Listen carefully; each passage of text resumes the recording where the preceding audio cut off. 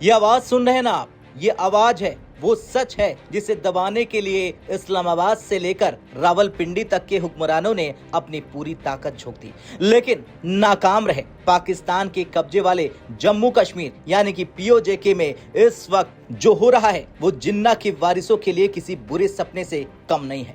80,000 लोग, जी हाँ पूरे 80,000 लोगों का सैलाब जब रावलकोट की सड़कों पर उतरा तो जनरल आसिम मुनीर की सेना के हाथ पांव फूल गए। नारे लगे, पाकिस्तान से लेंगे आजादी, चीन से लेंगे आजादी।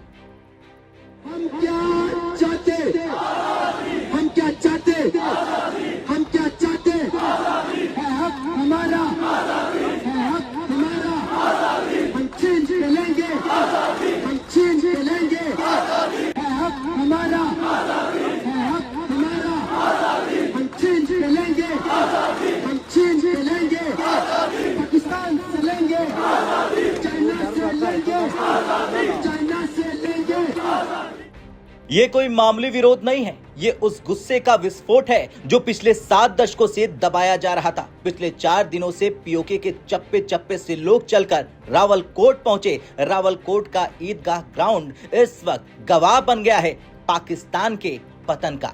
दावा किया जा रहा है कि पाकिस्तानी रेंजर्स और फौज ने निहत्थे लोगों पर गोलियां बरसाई। कई प्रदर्शनकारियों की जान जाने की खबर भी आई, लेकिन जुल्म की इंतहा देखिए, लाशें गिरती रहीं पर लोग पीछे नहीं हटे। आधी रात को जब पूरी दुनिया सो रही थी तब रावलकोट में आजादी की गूंज पाकिस्तान के हुक्मरानों की नींद उड़ा रही थी। अब समझिए कि आखिर पाकिस्तान की धज्जियां कैसे उड़ाई है। देखिए, प्रदर्शन का नेतृत्व कर रही है आवामी एक्शन कमेटी, जिसने ऐसी मांगे रख दी है जिसने पाकिस्तान के संविधान के परखच्चे उड़ा दिए। देखिए, अभी तक पीओजेके के मंत्री और पीएम पाकिस्तान के साथ विलय की शपथ लेते थे। कमेटी ने कहा, बंद करो ये नौटंकी, अब शपथ होगी जम्मू कश्मीर के भौगोलिक एकता और राज्य के प्रति वफादारी की। यानी सीधा मैसेज कि हम तुम्हारे नहीं हैं। पीओके में 12 सीटें ऐसी हैं जिन्हें कथित शरणार्थी सीटें कहा जाता है। आरोप है कि ये सीटें आईएसआई और पाकिस्तानी सरकार का वोट बैंक है, जिसे वो अपनी पसंद की कठपुतली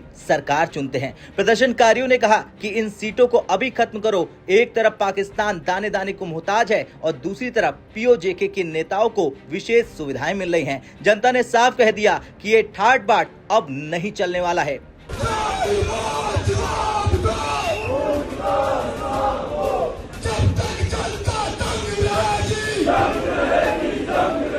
जब दलीलों से काम नहीं चला तो पाकिस्तान अपनी पुरानी फितरत पर उतर आया, गोलीबारी और दमन का।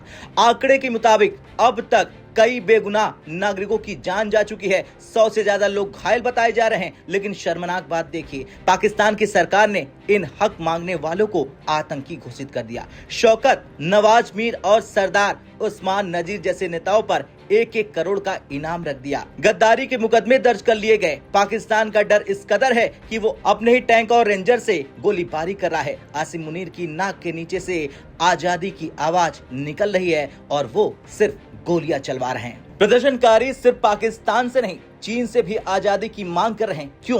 क्योंकि पीओके के संसाधनों को चीन और पाकिस्तान मिलकर लूट रहे हैं। बिजली यहाँ बनती है लेकिन अंधेरा पीओजेके में रहता है। सड़कें चीन के ट्रकों के लिए बनती हैं लेकिन वहाँ का युवा बेरोजगार है। इसलिए रावलकोट से नारा उठा, चीन से लेंगे आजादी। हम क्या चाहते, हम क्या चाहते, हम क्या चाहते, है हक हमारा, है हक हमारा, हम चीन से लेंगे, हम चीन से लेंगे, है हक हमारा, है हक हमारा, हम चीन से लेंगे, हम चीन से लेंगे, पाकिस्तान से लेंगे, चाइना से लेंगे, चाइना से लेंगे।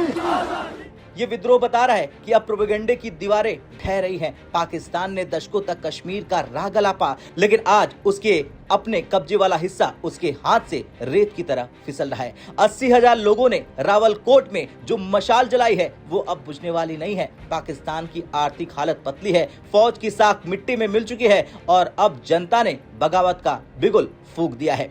खैर, क्या आपको लगता है पीओजेके अब पाकिस्तान के चंगुल से पूरी तरह से आजाद होने वाला है? क्या भारत को इस स्थिति में अपनी भूमिका और सक्रिय करनी चाहिए? हाँ या ना में कमेंट कर अपनी राय जरूर दें।